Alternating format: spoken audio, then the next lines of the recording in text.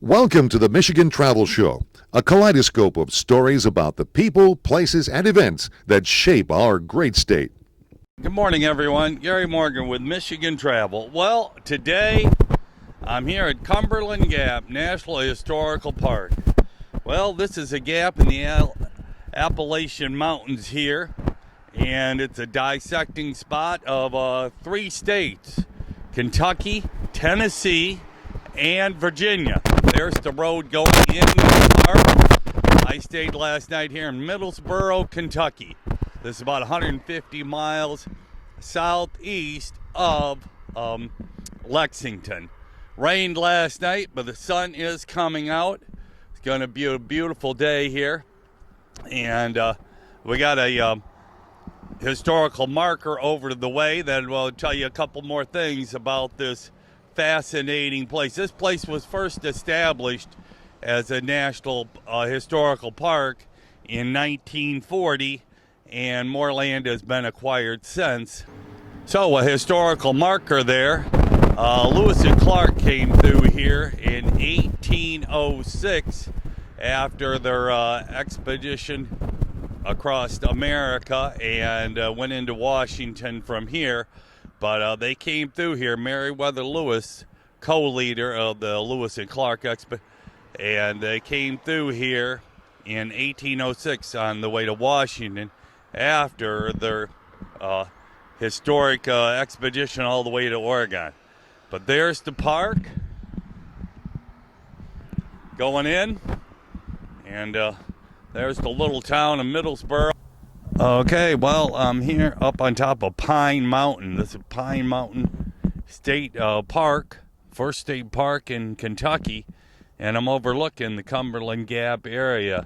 This is called the Cumberland Ford. I'm about 10 miles from Cumberland Gap National Park, but this is all part of it. You could see the big, huge gap in the mountains right along here. The freeways go through here and the whole deal. Phenomenal view. The sun has finally come out in a few places, but so it's getting kind of nice after all that rain yesterday. And here it's called the Narrows at Cumberland and Cumberland Ford. So some of the info on it. Beautiful spot. Not a lot of people out here in the middle of December, but beautiful view up here. Waiting for the rest of the sun to come out. I'll go into the park and do some hiking. And one last thing here. Here it says here, Kentucky State Parks, the nation's finest. So, like I said, I'm up here at Pine Mountain State Park, first state park in Kentucky, established in 1924. And so anyway, that was called the Pineville Overlook. Here's part of the trail here. Okay, well, I'm here at Chained Rock here in Pineville Mountain State Park, 2,200 feet above sea level. This chain, 100 feet long, 101 feet long, with 7-pound links, was carried here by a 4-mule team and 2 trips. It's anchored to the rock with pegs 1/2 by 24 inches long into the rock. In 1933, the Pineville Chain Rock Club, assisted by the Boy Scouts and the Civilian Conservation Corps, replaced an old chain with this chain to hold the rock by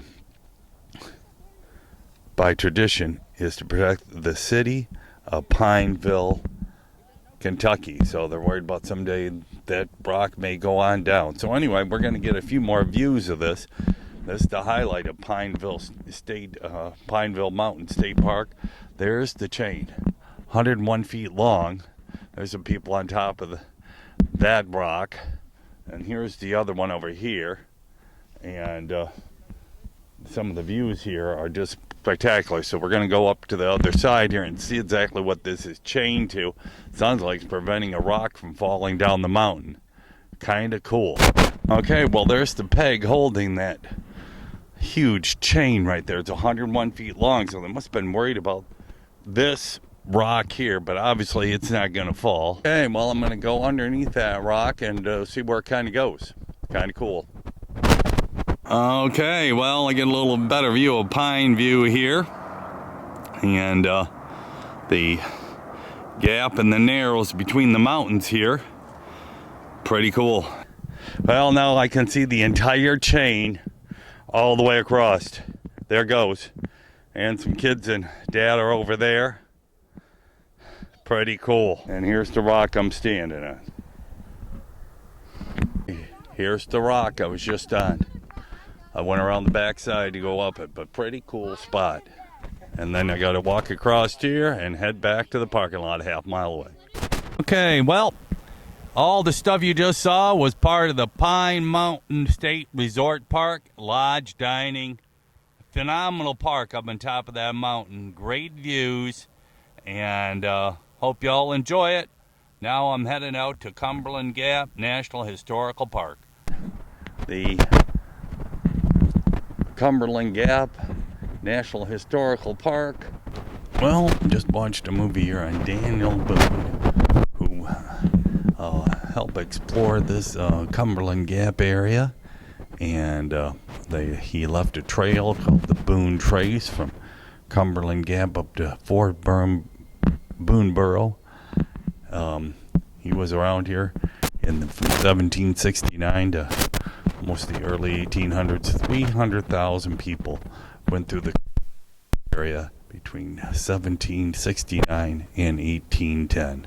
So, well, here's the visitor center and all the cool things that have happened here on kind of a walk around through here. We have birds chirping. So I'm going to go check it out and see what it's all about. Right here, Seeking Manifest Destiny. Between 1780 and 1810, 200 to 300,000 people traveled the Gap in search of a better life through the Cumberland Gap. Daniel Boone was part of creating all that.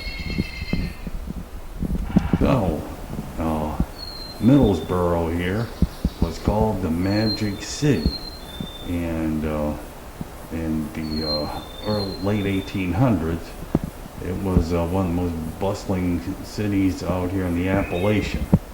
But when the English banks quit financing, it quickly evaporated. Yeah, they were looking for minerals and all. And in 1940, this became a National Historical Park. There was a highway that came across here on 26 to the Pinnacle via Skyway Highway, and in 29, the scenic attractions of the Cumberland Gap were much publicized. In 1940, when legislation was passed, that started the money to come in to create this park, and in 1955, Cumberland Gap was established as a National Historical Park. Okay, well, I'm going up here to Pinnacle Point. It's or Pinnacle Overlook. Got to go up this little trail right up here to the top, but I'll be able to see the huge gap in the Appalachians that brings 3 states together: Kentucky, Tennessee, and Virginia. The Pinnacle Overlook, what it used to be, and does close at night. And like I said, it says the Skyway first opened to the sightseers in 1929. So that's when it first kind of started, just before the Depression in 29. And of course, this didn't become a park until 40, and they didn't build everything up until 55 and then 59. It became a complete park. But the gateway at Kentuck. Okay, at Cumberland Gap, well, I was just over Pine Mountain Narrows, and I was at Pine Mountain overlooking the Narrows there, and then from there, settlers would head on out to the Kentucky bluegrass and out to the plains out there, and of course some horses and lots of wildlife. Daniel Boone started a lot of this. I didn't know he was around during the Revolution times, But yeah, a true American frontiersman. As I'm walking up the walkway, well, we're at a Virginia-Kentucky state line right there on the walkway. So now I'm in Kentucky. I've just now walked into Virginia. Okay, well, just before I'm walking over to the Pinnacle Point here, Pinnacle Overlook. Well, it's a part of the Skyland Highway, and this is paved to make the national park. It was first opened in 1929, the Skyland Highway, and of course that opened this spot up.